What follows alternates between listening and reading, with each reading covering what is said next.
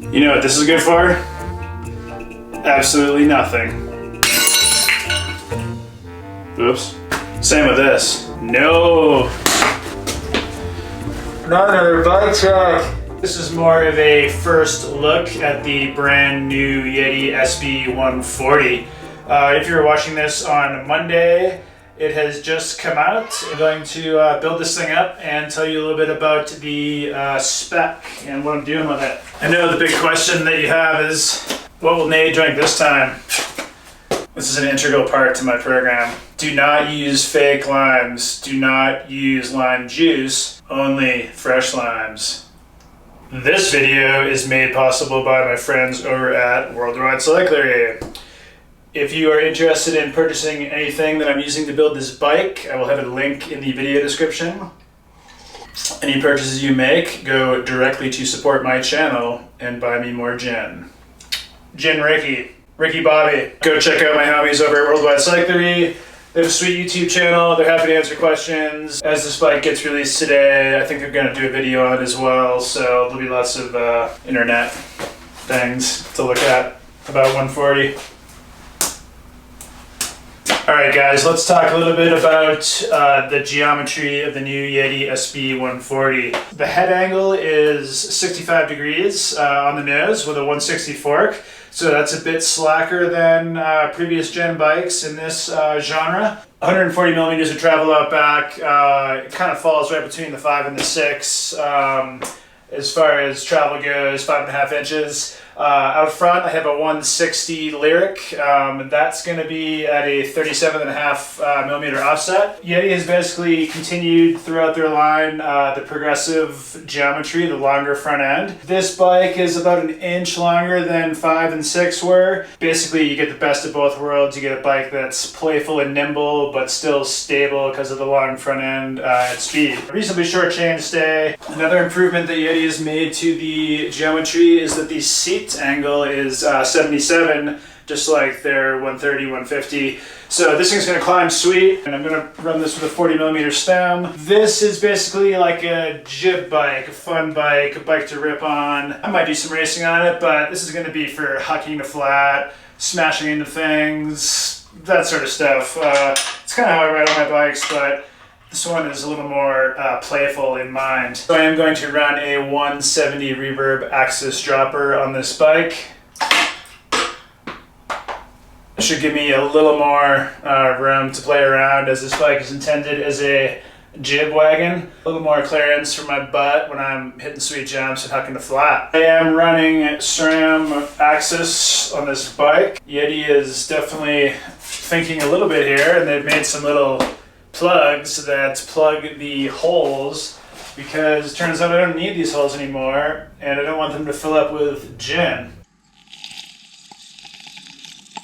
Yeah, pretty good solution, pretty simple solution. One other thing that Yeti has done is they've made a aftermarket shuttle guard, which is pretty smart, I have to say. It's gonna go like right there. So yeah, these are available as a little hop up for your frame from Yeti. We'll stick that right on there. Maybe that's in the right spot, maybe it's not. Alright, so 750 millimeter wide carbon descendant turvative bar, 5x7 sweep. Always use your torque wrench, kiddos. Don't want to be breaking carbon bars when you're hucking 10 feet to flat. So I just want to be fully transparent, guys. I am a professional athlete. I do work with all of these companies. These guys are making this possible. I will say that I choose to work with all these companies. I do believe that they make the best parts in the business. But yeah, these guys help me out, so take all this with a grain of salt. I do have no affiliation with Monashee Spirits. So if you're an alcohol company watching this, send me booze to be featured. I also have no affiliation with Crown Prince naturally smoked oysters. I've been running this on my last few builds for the last couple of months, and honestly I've been super impressed with the shift quality, ride quality. They're super durable. You can do that and it's fine. I got it wet, I poured vodka all over it. Seems to be holding up. So yeah, we're gonna keep running these until further notice. Ugh. Yeah, it's done. This little guy goes in there. Boom. Clean. I haven't run a 27.5 bike for some time now. I've been on the big wheels. Maybe I'll turn this into a mullet eventually, but for now, I'm kind of excited to be back on these little wheels. Look how small it looks. So Zip 30 motos, they do come with the tire whiz on here. Basically tells you your pressures on an app. It blinks at you red when you're not within the parameter that you've set in the app, so you can just look down, and if your light is green, that means you are at the correct pressure and you can proceed to send. I am going to wrap these in Maxxis rubber. I'm going to do a DHF 25 on the front, and in the rear, I'm going to do a high roller, maybe a double down. We'll see. This bike's kind of for hucking and jumping and playing, so I'll probably put some heavy tires on it and give it hell. Pro tip for you, always line up the valve stem on the X. It's proven to be 10 seconds faster. For this build, I'm going to use gin for sealant. Works just as well as any of the other sealants on the market. Right in my eye. Full danger. Look at this little guy. So cute. I've been running these Zip 30 motos since January actually, and strangely enough I haven't been able to break one yet. These have the built-in ankle compliance, so when you hit things you don't get deflected, the wheel moves. It also keeps you from pinch flatting. Yeah, a cocktail.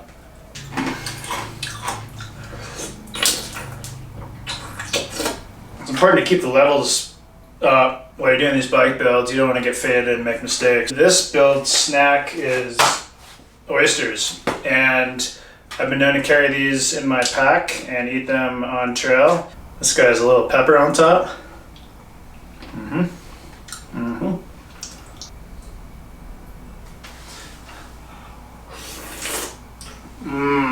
So greasy.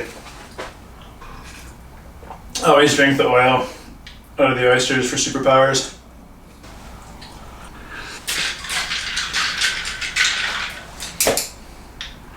Levels. I'm going to run 180 rotors all around on this bike. Torque to spec. I'm going to pair that up with some codes for supreme stopping power. Never heard anybody complain about having too much brake, so spin on it. No one likes a dry axle. Oh yeah. Lubrication.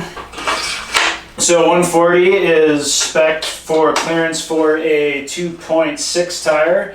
This is a 2.5. I have heaps of room. Yeah, heaps. You can tell I've spent some time in New Zealand.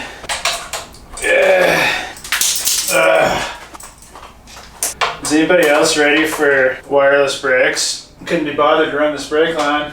Dance.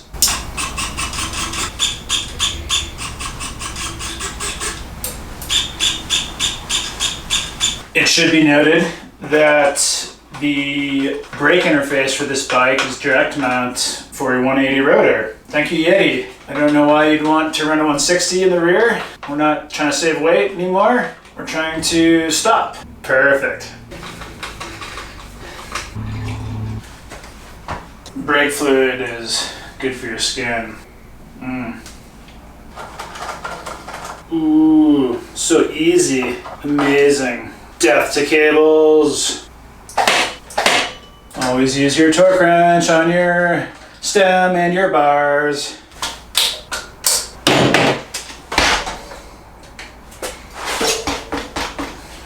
This looks aggressively high. Oil slick chain. Makes a suitable piece of jewelry if you're Flavor Flav. This is very greasy on my neck. Wardrobe. Okay. I guess I'll put a water bottle cage on this thing. Sure does look nice without it. Water sure is overrated. Just want the internet people to be happy, because surely bikes are unrideable without water bottle cages. This is just not gonna work. Backcountry research straps. Best straps in the game.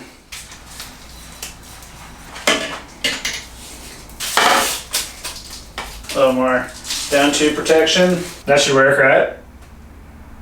I need a water bottle. So what am I gonna do with this thing?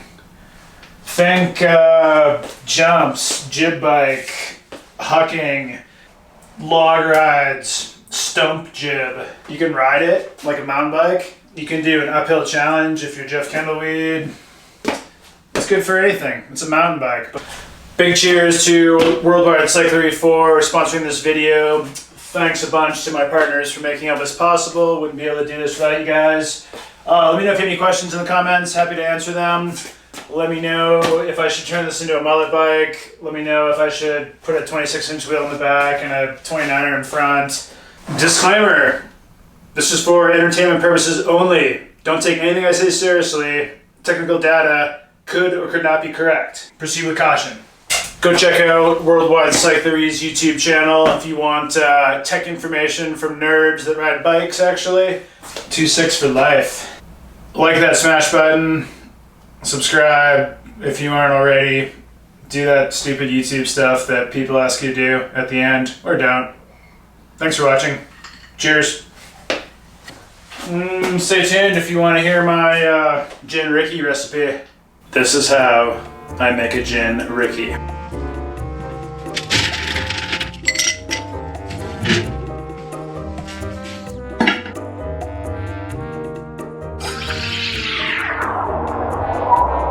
Step 1.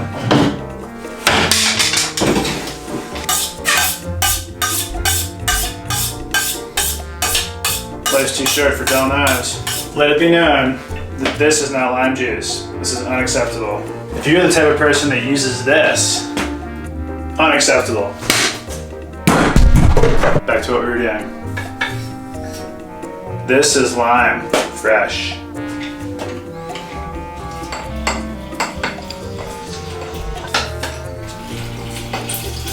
So I like to use 2 limes in there. Hella hipster, fancy distillery gin. 50 bucks a bottle. Handwritten, number 16. That's how you know you paid too much for it. I'll do a shot and a half. Ooh, smell that juniper. And then a splash of soda and a pinch of salt. If you put salt in it, it qualifies as sports hydration, recovery, any of those things. The supplement industry will tell you the same thing. I'm gonna beat that lime up a little bit. Cheers, gin rickey. This is what athletes choose.